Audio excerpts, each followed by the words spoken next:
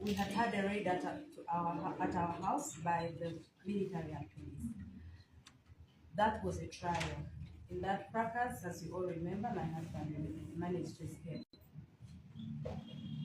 Later, they tried again and were unsuccessful. Yesterday, the group that came to raid our home was a different group.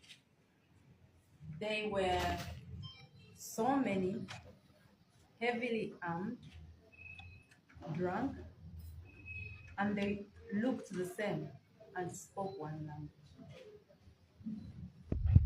They broke into the gate, the lower gate.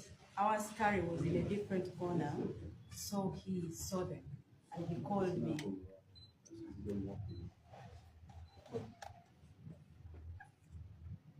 Our askari saw them and called me. I had already gone to bed. I was just preparing to read like one page of my book and then sleep. The askari called me and said, "These men are many and they are coming in this time." So in the moment, I got out of the bed, switched off the bed light, then tried to walk out of the bedroom and lock it, looking for a place to hide. But then I realized that wasn't the wise thing to do. I opened the bedroom again, went in, opened the balcony room to make a video of at least some evidence of these people were coming in.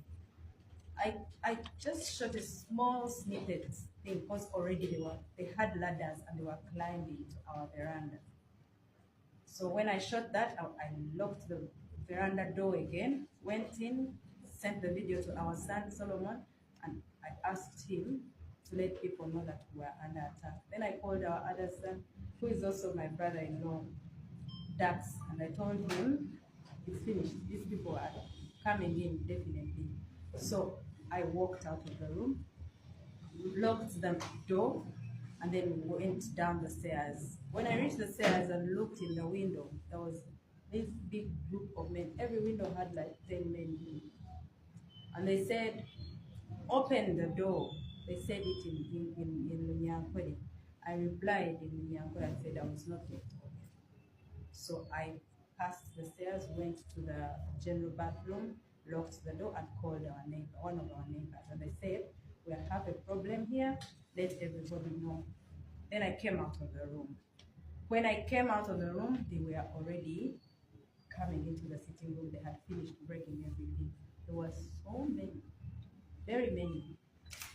They went to all directions of the house. Ceiling, rooms, kitchen, outside in the compound, on the verandas, my bedroom, kids' bedrooms, bathrooms, everywhere. They were everywhere. They were very many. In that moment, they did not allow me to follow anybody where they were.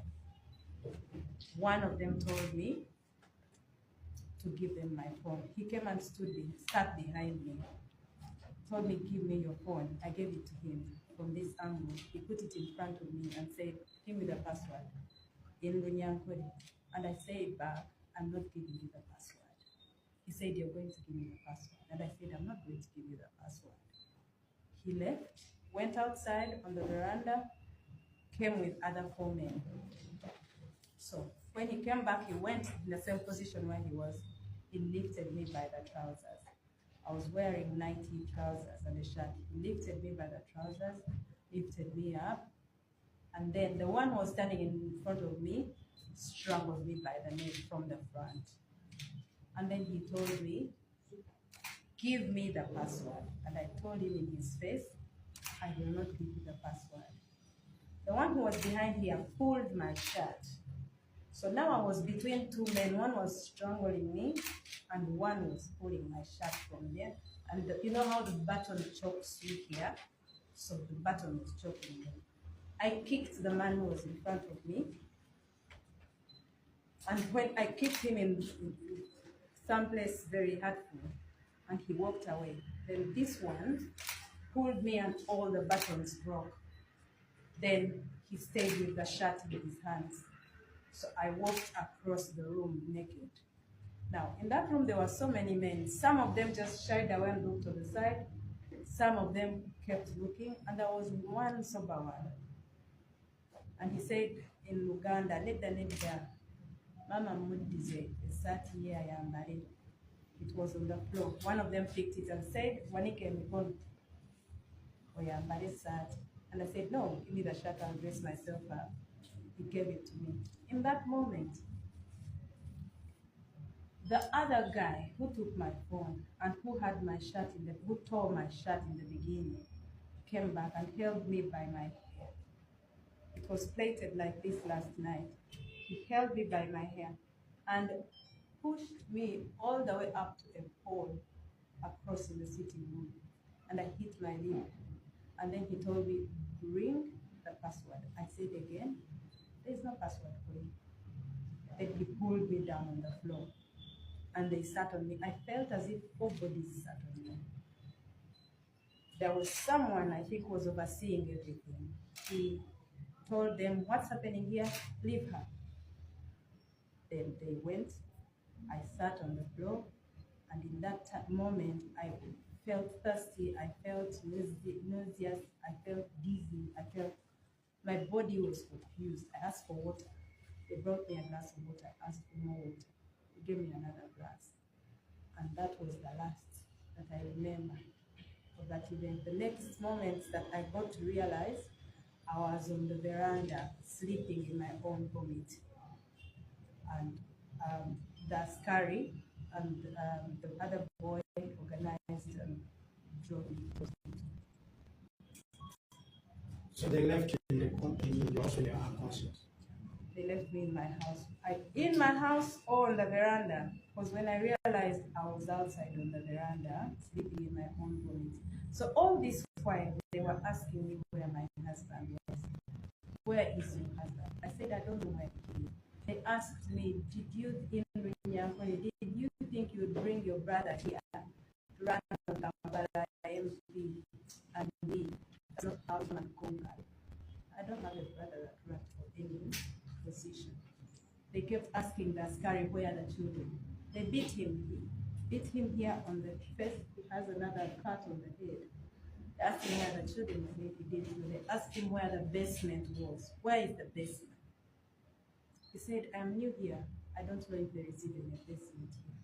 So they collected everything. Phones, laptops, electricity, chargers, AirPods, anything electric. They took away our camera system. They went to the ceiling, picked it, broke everything down, left us in the dark, and went. Okay. Guys, relax.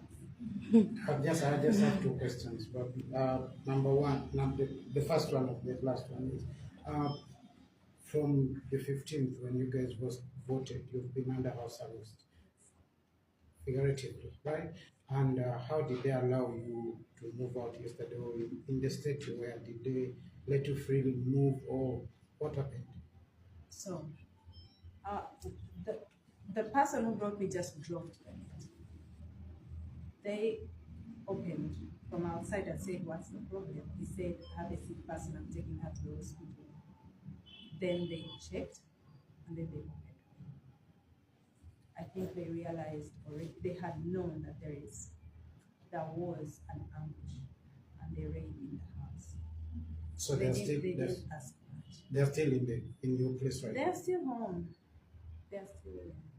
Maybe finally for me, did you, like, by the time, because you said you moved out onto the balcony and recorded, would you give us like a rough estimate of how many people came in the house or came into your compound?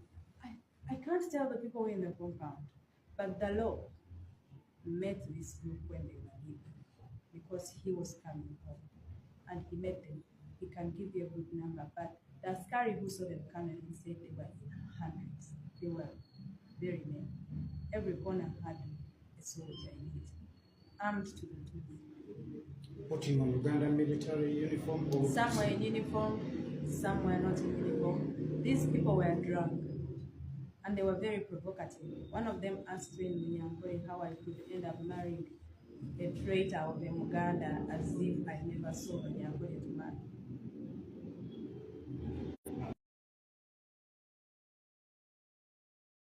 I think these men would have been sent by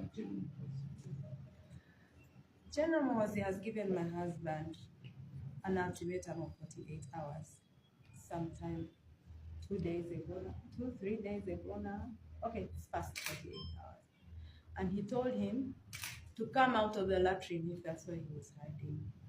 Then he said, I am looking for you, and when I find you, I'll treat you the way they treat, was it rebels? Was it something?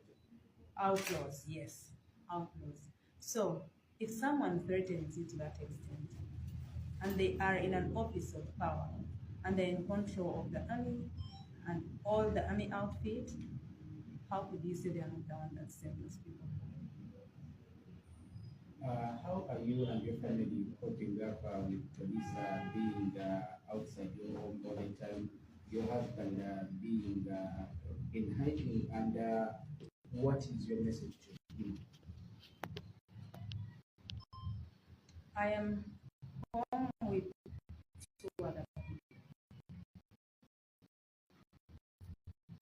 So the children are not home. My husband, they are still with one time. Each of them handles the situation, and each of them to really handle the situation. They are trying to relatives, friends are trying to manage the children. What is that? What message do you have for Whatever he is, he should just do his thing. He shouldn't worry about me. As soon as the doctor says I am going to go, I'm going back to our home. Relax. I'm going to be back. I should be the reason you leave your hiding. You should come at your own timing and then feel safe. Otherwise, I'm the report? They gave me anxiety medication. They checked my pressure, they said it was a bit high. And they gave me some painkillers and